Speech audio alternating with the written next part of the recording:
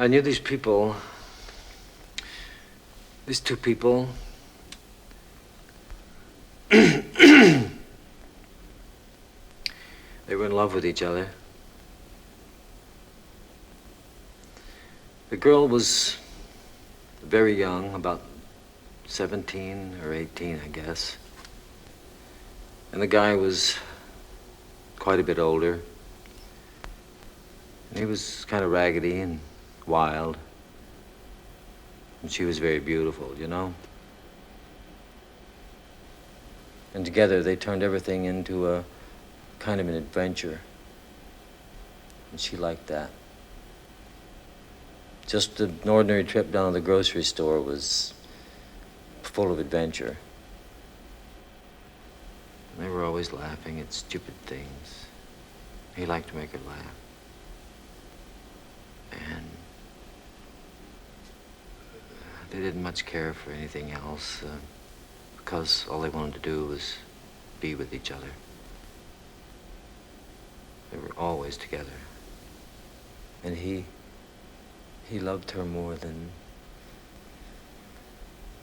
he ever felt possible. He couldn't stand being away from her during the day when he went to work.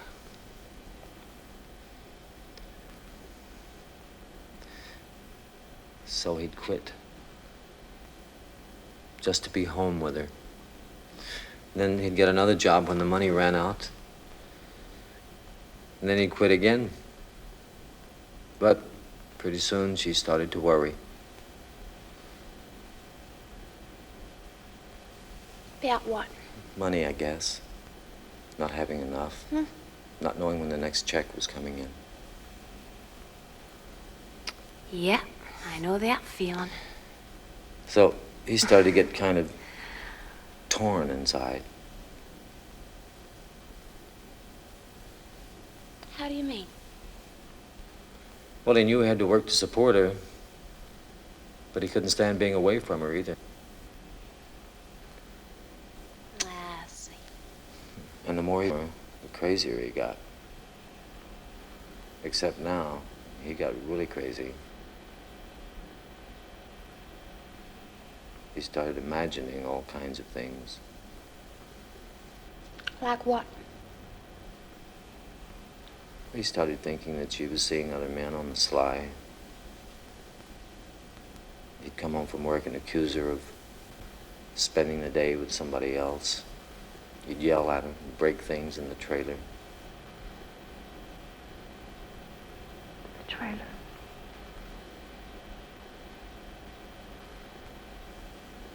Yes. They lived in a trailer home. Anyway, he started to drink real bad.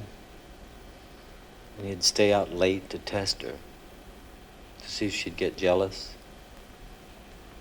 He wanted her to get jealous, but she didn't. She just worried about him.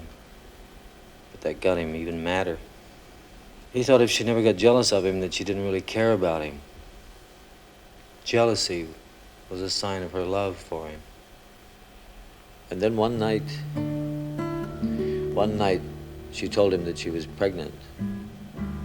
She was about 3 or 4 months pregnant, and he didn't even know. And then suddenly everything changed. He stopped drinking, got a steady job. He was convinced that she loved him now because she was carrying his child. And he was going to dedicate himself to making a home for her. But a funny thing started to happen. He didn't even notice it at first. She started to change. From the day the baby was born, she began to get irritated with everything around her. She got mad at everything. Even the babies seemed to be an injustice to her. He kept trying to make everything all right for her. Buy her things, take her out to dinner once a week. But nothing seemed to satisfy her. For 2 years, he struggled to pull them back together like they were when they first met. But finally, he knew that it was never going to work out. So he hit the bottle again. But this time it got mean. This time when he came home late at night, She wasn't worried about him or jealous. She was just enraged. She accused him of holding her captive by making her have a baby. She told him that she dreamed about escaping. That was all she dreamed about, escape. She saw herself at night running naked down a highway, running across fields, running down riverbeds, always running. And always just when she was about to get away, he'd be there. He would stop her somehow. He would just appear and stop her. And when she told him these dreams, he believed them. He knew she had to be stopped or she'd leave him forever. So he tied a cowbell to her ankle so he could hear at night if she tried to get out of bed. But she learned how to muffle the bell by stuffing a sock into it and inching her way out of the bed and into the night. He caught her one night when the sock fell out and he heard her trying to run to the highway. He caught her and dragged her back to the trailer and tied her to the stove with his belt. He just left her there, went back to bed, and lay there listening to her scream. Then he listened to his son scream. And he was surprised at himself because he didn't feel anything anymore. All he wanted to do was sleep. And for the first time, he wished he were far away,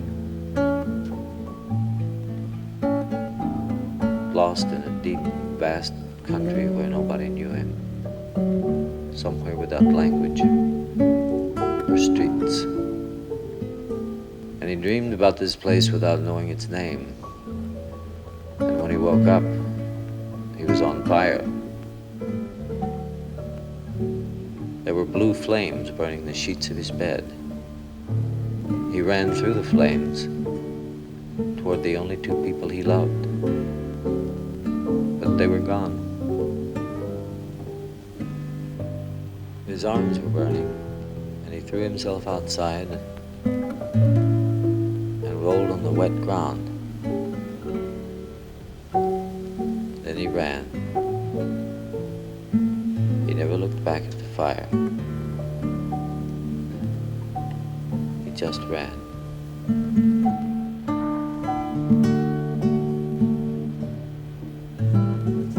He ran until the sun came up, and he couldn't run any further.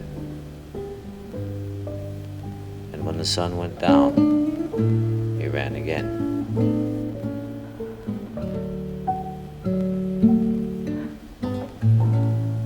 For 5 days he ran like this, until every sign of man had disappeared.